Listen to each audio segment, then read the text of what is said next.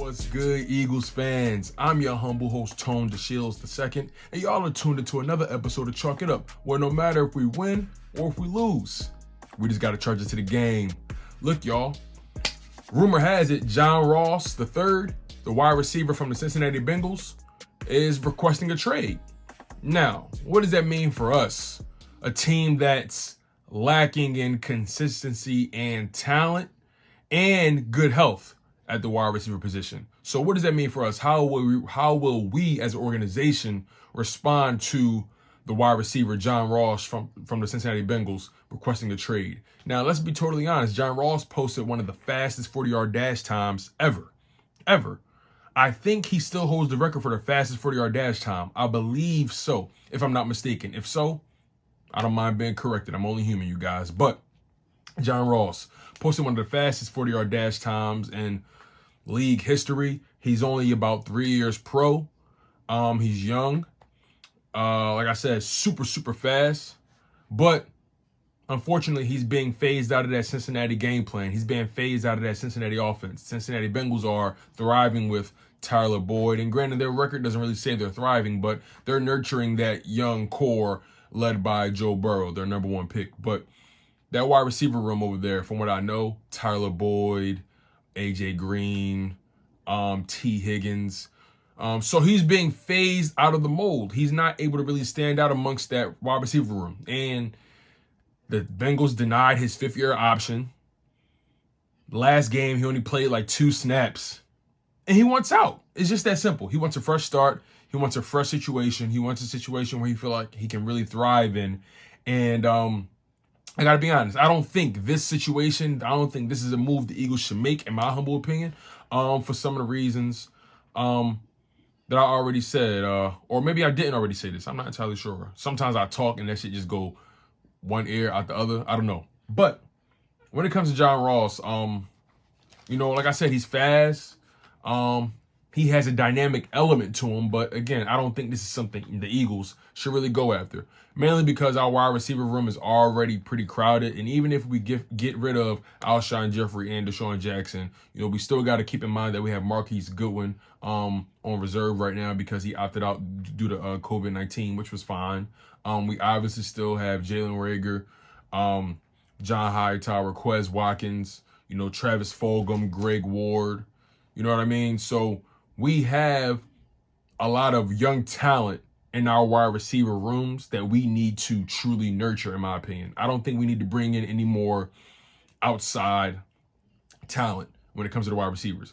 That room is dynamic enough and it has levels to it to the point where as though I think we can really nurture and groom that. One of the Eagles' weaknesses, honestly, has been the fact that they really don't do a good job at nurturing the homegrown talent, people they've drafted, in my opinion. Of course, there are outliers like Donovan McNabb from the past, Fletcher Cox, Brandon Graham. But I really mean at that skill position. What's the last player that you can really think of that the Eagles truly was able to nurture and really groom to be one of the top 5 at his position, at a skill position in particular? What wide receiver or running back can you really think about the Eagles drafting, or even tight end besides Zach Ertz? What wide receiver or running back or tight end can you really think about the Eagles drafting in the past that really was top 5 in their craft? I really can't think of one. Miles Sanders is on his way to that point. Zach Ertz was that guy, but he's declining. But what have the Eagles done when it's come to nurturing their own farm system? What have they done to really nurture their own wide receiver rooms besides go out to get guys like a Terrell Owens? They drafted Jordan Matthews, but didn't really pan out the way he was supposed to. Jeremy Maclin, I take that back. You know what? Jeremy Maclin and Deshaun Jackson, though they might be the 2 best wide receivers we've ever drafted, ever. I can't Carmichael from the past, but in this century, you know what I'm saying? Who have the Eagles drafted at wide receiver that have really been, gems, really supremely talented? Besides Deshaun Jackson and Jeremy Maclin. And Deshaun Jackson was a 2nd-round pick. Jeremy Maclin was the 1st round. He lived up to expectation, in my opinion. But he always had lingering injuries here and there. But nonetheless, John Ross III, I don't think that's a move the Eagles should really make, to be honest. He's young, but again, I don't think we need him. We need to focus on nurturing our guys. To be quite honest, we need to focus on nurturing Jalen Reagor. We need to nurture John Hightower. We need to nurture Travis Fulgham tremendously. We need to nurture Quez Watkins. We need to nurture Greg Ward. He's so reliable. So I don't think the Eagles need to get him. We already have a good combination of youth in our wide receiver room and speed and size. In my opinion, Travis Fulgham is a good blend of those things.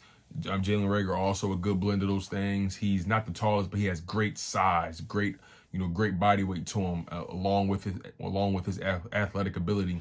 And John Hightower, he's a decent height. Just got to put some more weight on him. Quez Watkins just got to put some more weight on him. But they're young, they're raw, but they're growing, and they're only proving that they belong in this league slowly but surely. Especially Travis Fulgham. In addition, we all know guys that get their fifth year option declined by their home team. 9 times out of 10, they're looking for a contract. And let's be honest, John Ross really hasn't earned a big contract. If you think about his past 3 seasons, not really productive. His first year, he got injured, something with the shoulder, ended up on IR, only played like 2 or 3 games, I think. Then his second season, didn't really have too many yards. A good amount of touchdowns, but injuries lingering. And last season, he just hasn't been able to stay healthy. The bottom line, he hasn't been able to stay healthy for the most part. The Bengals know what they have in him, and they don't really think they have much.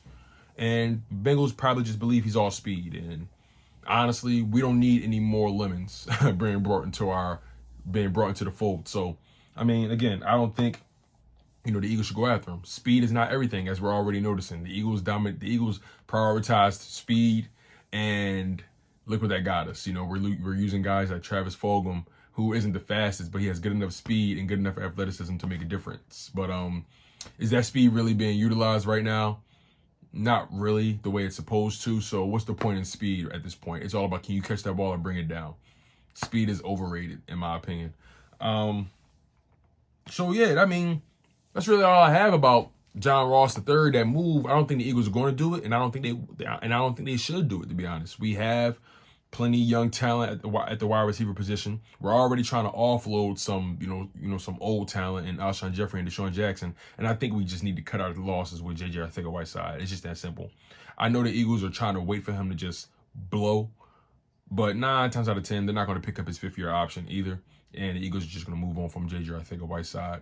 And we don't really need John Ross III, like I've reiterated a bunch of times in this video. So that's all I have for you guys today. Make sure y'all keep it locked. Make sure y'all subscribe, like the videos. It helps to get everywhere. It helps people, find it. I'm just so grateful for you guys. I am nothing without you guys. I am nothing without my loyal subscribers and viewers. I'm nothing without you guys. So thank you guys for supporting the content.